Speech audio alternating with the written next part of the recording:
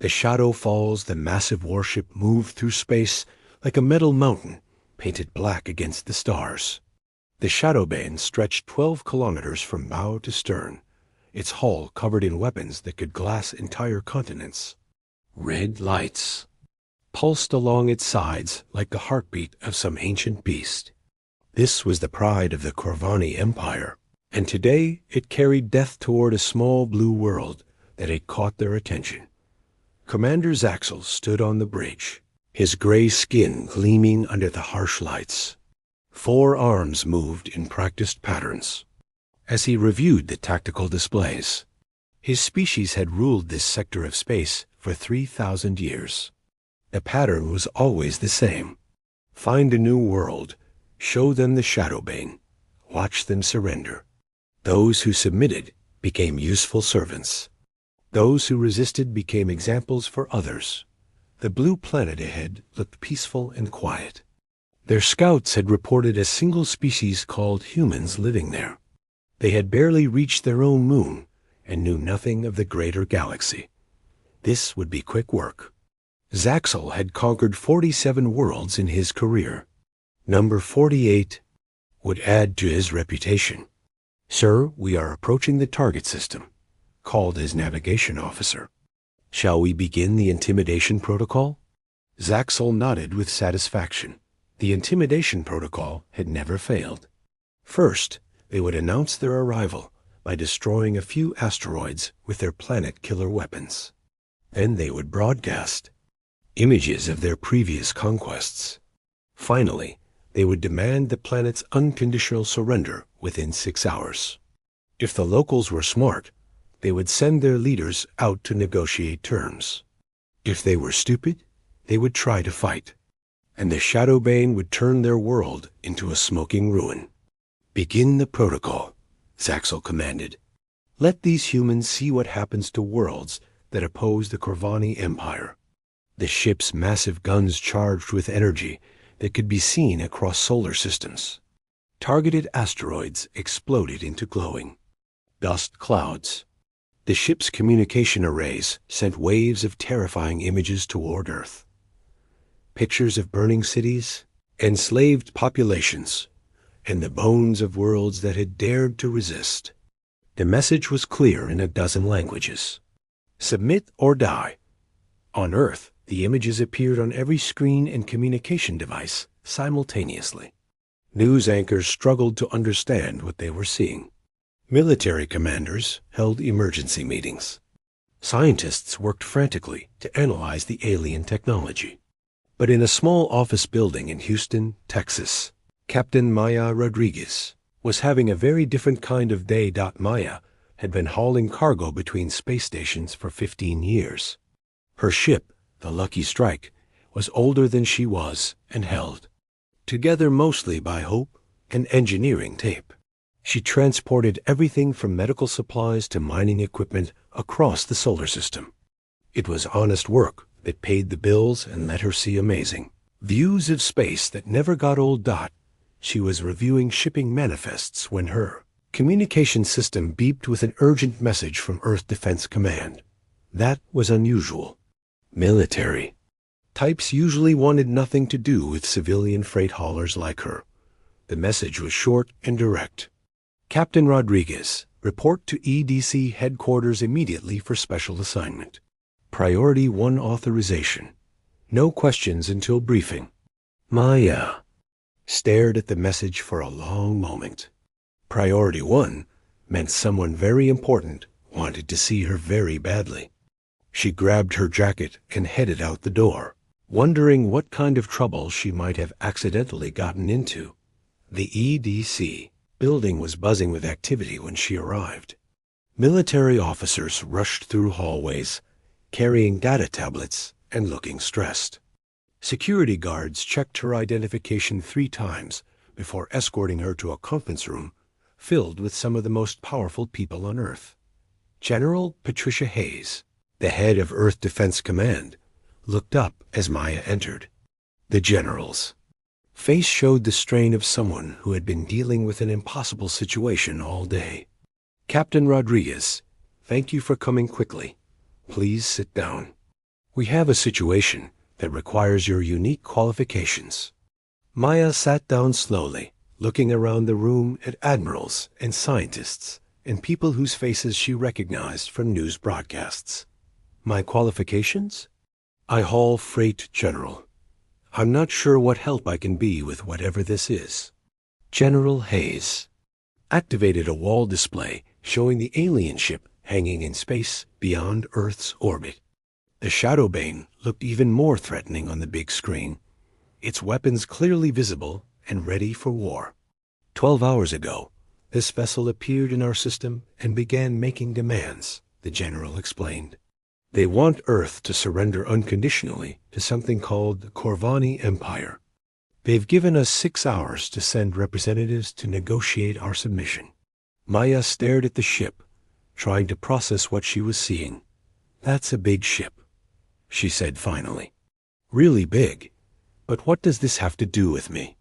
Captain, we've spent the last 12 hours analyzing this situation from every possible angle.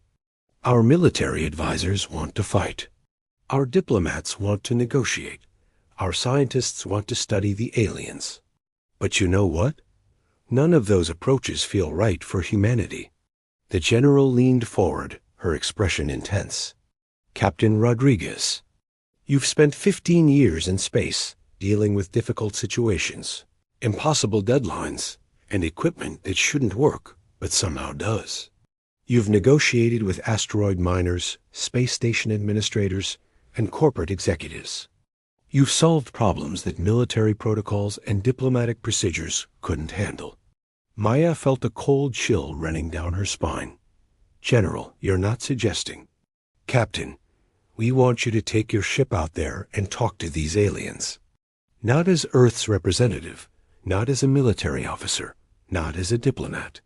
Just as Maya Rodriguez, space trucker, talking to whoever's in charge of that ship. The room fell silent. Maya looked around at the faces staring at her, trying to understand. If this was some kind of joke, you want me to go talk to the aliens in my cargo hauler? The ship that needs 3 tries to start on cold mornings and makes weird noises when it turns left? Captain, said Dr. Amanda Chun, Earth's head of xenobiology, we've been studying their broadcasts for hours. These Corvani expect us to respond. In predictable ways. They expect fear, military resistance, or formal diplomatic overtures. They've probably conquered hundreds of worlds using the same pattern. Dr. Chun activated another display showing analysis of the alien communications. But what if we don't follow their script? What if instead of sending our best diplomat or our strongest warship, we send someone who treats first contact like any other day at work? Maya stood up and walked to the window, looking out at the sky where somewhere beyond the atmosphere, an alien warship waited for humanity's response. The whole situation felt surreal, like something from the science fiction movies her daughter loved to watch. Asterisk, let me get this straight, she said slowly. You want me to fly out there in my freight hauler, knock on their door, and ask what they want? Like I'm delivering a package? General Hayes nodded. Captain, humanity has always done our best work when we approach problems from unexpected angles. These aliens are playing a game they've played many times before, but they've never played it against someone like you. Maya turned back to face the room full of important people waiting for her answer. She thought about her daughter starting college next year, about the small apartment they shared, about the quiet life she had built hauling cargo between the stars.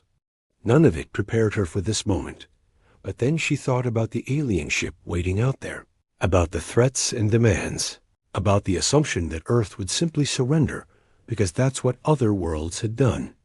Something about that attitude rubbed her the wrong way. She had been hauling freight in dangerous places for 15 years, and nobody had ever made her back down from a delivery. All right, she said finally, I'll go talk to them. But I'm going to do this my way. No military escort, no diplomatic protocols, no fancy speeches. Just me, my ship, and whatever happens when a space trucker meets an alien empire. 6 hours.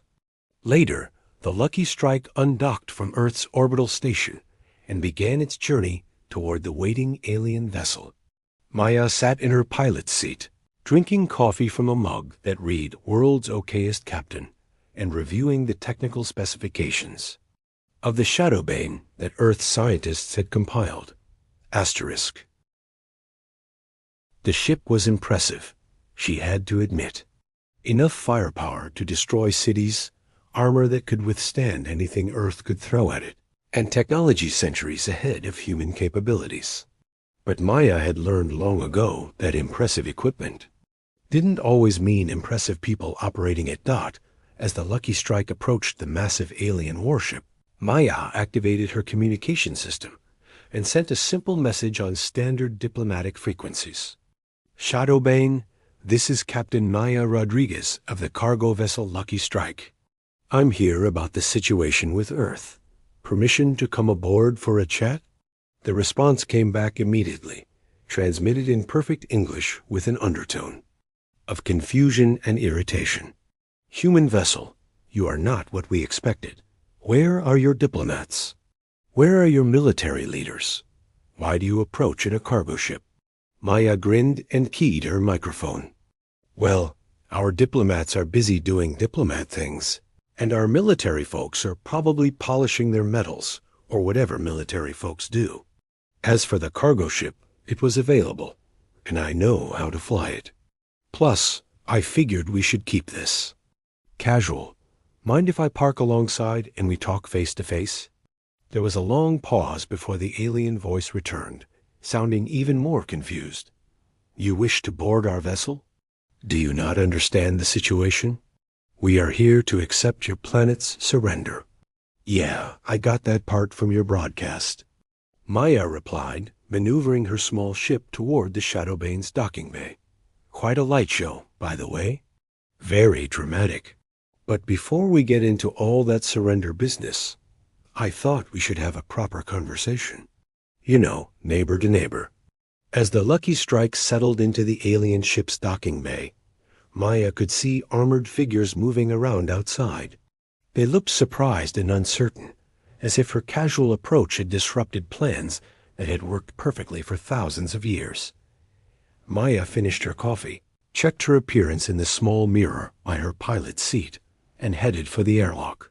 She had no idea what she was walking into, but she had a feeling that this conversation was going to be unlike anything the Corvani Empire had experienced before. Asterisk when Titans meet truckers. Docking bay of the Shadowbane was larger than most buildings Maya had ever seen. Her small cargo ship looked like a toy sitting among the massive alien machinery. Rows of armored soldiers stood at attention, their weapons gleaming under harsh lights. Everything was designed to intimidate, to make visitors feel small and helpless. Walked down her ship's ramp wearing her usual work clothes, sturdy boots, cargo pants, and a jacket with Rodriguez Freight Services embroidered on the back. She carried a thermos of coffee and a small bag containing some Earth snacks, just in case the meeting ran long. The alien soldiers towered over her, each one nearly 3 meters tall and covered in battle armor that looked like it could stop. A tank. They had clearly expected diplomats in formal clothing or military officers in dress uniforms. Instead, they got a middle-aged woman who looked like she had just finished unloading cargo containers. Commander Zaxel emerged from behind his troops, all 4 arms moving in what Maya guessed were gestures of authority and intimidation. His gray skin was covered in scars that told stories of many battles. His uniform was decorated with medals and symbols that probably represented conquered worlds. I am Commander Zaxel of the Corvani Empire, he announced in a voice that echoed through the docking bay. You will show proper respect for your superior, and acknowledge the power of the Empire that will soon rule your world. Maya looked up at the impressive alien commander and extended her hand in greeting. Maya Rodriguez, nice to meet you. Thanks for letting me come aboard. This is quite a ship you've got here. Zaxel stared at her outstretched hand with confusion. None of his previous conquests had ever offered to shake hands. They usually fell to their knees or tried to run away screaming. This human woman was treating their first meeting like a business appointment. "You do not fear us?" Zaxel asked, his voice betraying surprise, despite his attempt to sound threatening. Maya shrugged and lowered her hand when it became clear the handshake wasn't going to happen. "Should I? I mean, you're clearly very impressive and all, but you invited me here to talk, right? Hard to have a proper conversation if everyone's scared." The commander gestured for his soldiers to escort them to a conference room. As they walked through the ship's corridors, Maya made casual observations about the architecture and technology. She complimented the efficient layout of the corridors and asked practical questions about the ship's power systems and life support capabilities. "Your species builds sturdy ships," she said, running her hand along a bulkhead. "This armor plating must be incredibly strong. What do you use it for when you're not conquering planets?" Zaxel found himself answering her questions almost automatically. No one had ever asked about the practical aspects of his ship before. Conquered species usually focused on begging for mercy or making desperate offers of tribute. The conference room was designed like everything else on the Shadowbane to make visitors feel powerless. The ceiling was high and dark, the lighting harsh and dramatic, the furniture arranged to emphasize the commander's authority. Maya looked around with professional interest. "Nice setup," she commented, settling into a chair that was designed for someone much larger than her. "Very corporate. Boardroom meets medieval throne room. I bet this intimidates the heck out of most folks." "It is meant to demonstrate the power and authority of the Corvani Empire," Zaxel replied, taking his seat across from her. "Civilizations that see this room understand their position in the natural order." Maya nodded thoughtfully and opened her thermos to pour herself a cup of coffee. "Would you like some? It's a human stimulant drink, but it's pretty mild. Helps me think clearly during long meetings." The offer of refreshments caught Zaxel completely off guard. In 3,000 years of Corvani conquest, no representative of a target world had ever offered them snacks. "I do not require sustenance," he said stiffly. "Suit yourself." Maya took a sip of coffee and leaned back in the oversized chair. "So, Commander, I understand you're here about some kind of surrender situation. Want to walk me through what you're looking for?" Zaxel activated a holographic display showing images of conquered worlds. Cities in flames, populations being loaded onto transport ships, resources being stripped from planets and loaded onto Corvani vessels.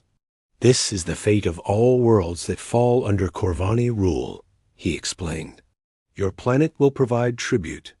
Your people will serve the Empire, and your resources will fuel our expansion across the galaxy. Those who cooperate will be treated fairly. Those who resist will be eliminated." Maya studied the images with the same attention she gave to shipping manifests. "Okay, I can see the appeal from your perspective. You get free labor, free resources, and another planet added to your empire. But what's in it for us?" The question was so unexpected that Zaxel actually blinked. "What is in it for you? You get to live. You get the protection of the Empire. You become part of something greater than your small world." Maya pulled a small notebook from her jacket and started making notes with a pen that had Henderson Mining Station printed on the side. "Protection from what, exactly? And what kind of career advancement opportunities are we talking about for? Humans in this empire of yours?" Zaxel found himself explaining the structure of the Corvani Empire, the roles that conquered species played, and the benefits of being part of their galactic civilization. But instead of the usual desperate questions about mercy and survival, Maya asked about working conditions, promotion policies, and retirement benefits. "So if I understand correctly," Maya said, looking up from her notes, "you're offering humanity entry-level positions in your empire in exchange for our planet's resources and our freedom. And the alternative is that you destroy our world. That is correct, Zaxel confirmed, relieved to finally be back on familiar ground. Maya closed her notebook and leaned forward. Commander, can I share something with you? I've been working in space for 15 years, and I've learned that the best business relationships are built on mutual respect and shared benefits. What you're describing sounds less like a partnership and more like a hostile takeover. It is. Conquest, Zaxel said firmly. It is the natural order of the galaxy. The strong rule, the weak serve. But here's the thing, Maya continued, her voice taking on the tone she used when explaining shipping delays to frustrated customers. Earth isn't exactly weak, and we're not really interested in serving anyone. We've got our own plans for expansion, our own alliances, and our own way of doing things. Zaxel leaned back in his chair. Your world has barely reached its own moon. Your technology is primitive.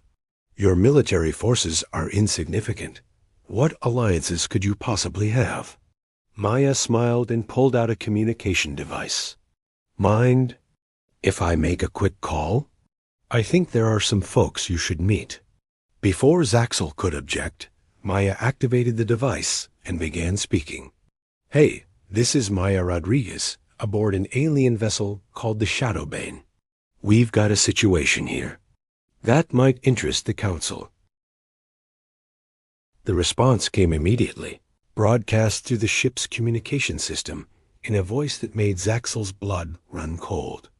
It was speaking in perfect Corvani, and it belonged to a species he recognized. Maya, this is Admiral Thoric of the Altarian Defense Fleet. We've been monitoring the situation. Are you safe? Maya grinned at Zaxel's shocked expression. I'm fine, Admiral. Just having a chat with Commander Zaxel here about his Empire's expansion plans.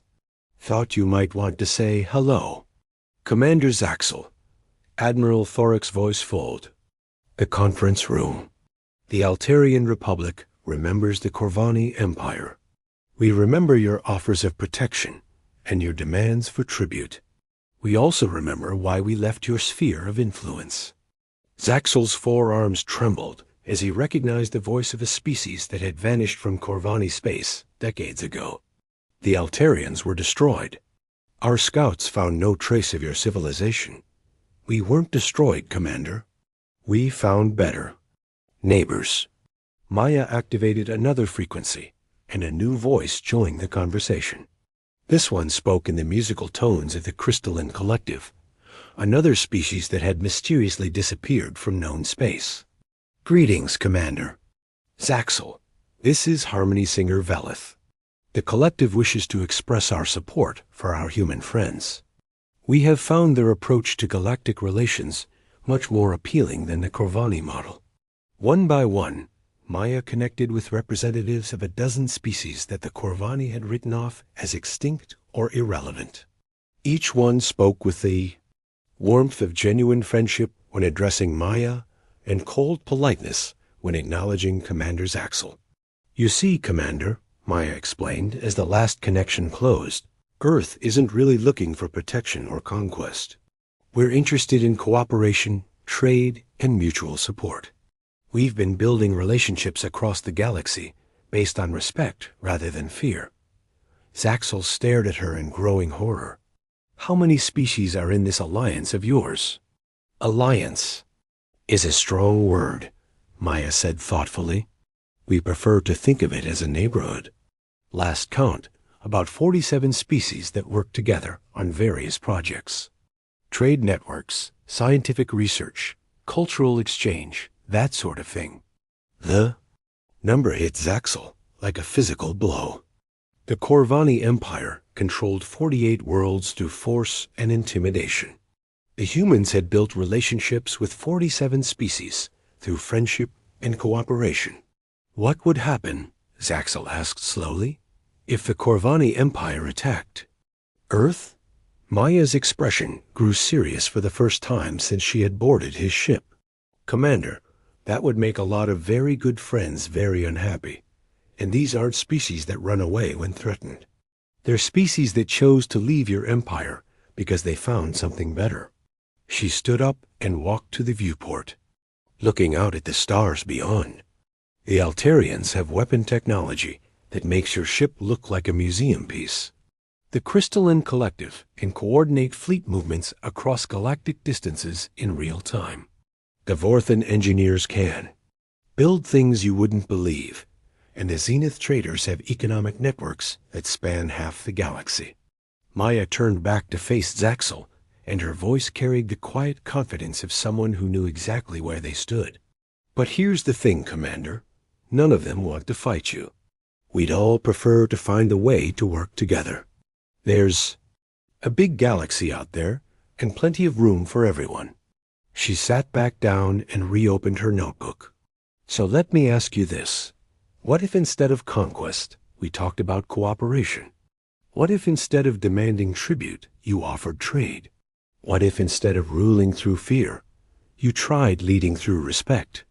Commander Zaxel sat in silence for a long moment, his mind reeling from everything he had learned. The Shadowbane, the pride of the Corvani Empire, suddenly felt very small, surrounded by the invisible network of alliances that this cargo ship captain represented. You would offer us membership in this neighborhood of yours? He asked finally. Maya smiled. Commander, anyone can join a neighborhood. You just have to be willing to be a good neighbor. That means no more conquest, no more tribute, and no more intimidation. But it also means trade partnerships, shared technology, and friends. Who will stand by you when times get tough? She closed her notebook and stood up. I need to head back to Earth and file my report. But here's my suggestion. Take some time to think about what kind of galaxy you want to live in. One where everyone's afraid of each other, or one where everyone looks out for each other. As Maya walked toward the door, Zaxel called after her. Captain Rodriguez, what happens if the Corvani Empire chooses to continue its current path? Maya paused at the doorway and looked back at the alien commander who had spent his career conquering worlds. Commander, I'm just a cargo hauler. I can't speak for entire civilizations or make threats on behalf of galactic alliances. But I can tell you this. The galaxy is changing. Species are choosing cooperation over conquest, friendship over fear, and shared prosperity over zero-sum games. She gave him a small smile. The Corvani Empire can be part of that change, or it can be left behind by it. That's your choice to make. 3 weeks later, Commander Zaxel's report reached the Corvani High Council. It described first contact with a species that had built an alliance of dozens of civilizations without conquest, intimidation, or fear. It explained how a single cargo ship captain had demonstrated more diplomatic skill than the Empire's finest negotiators. It recommended opening formal discussions about joining this galactic neighborhood. The High Council's response was swift and unprecedented. For the first time in 3,000 years, the Corvani Empire sent ambassadors instead of warships to make first contact with a new civilization. Maya Rodriguez returned to her regular cargo runs between space stations, but she kept her communication device close at hand. The galaxy was a big place, full of species learning to work together, and sometimes they needed a freight hauler who knew how to have difficult conversations over a cup of coffee. The Lucky Strike continued making its deliveries, carrying everything from medical supplies to cultural artifacts between the worlds of humanity's growing neighborhood. And sometimes, when new species made contact and things got tense, Maya would get a call asking if she had time for one more diplomatic mission. She always said yes. After all, the galaxy was her neighborhood now, and good neighbors looked out for each other. Asterisk.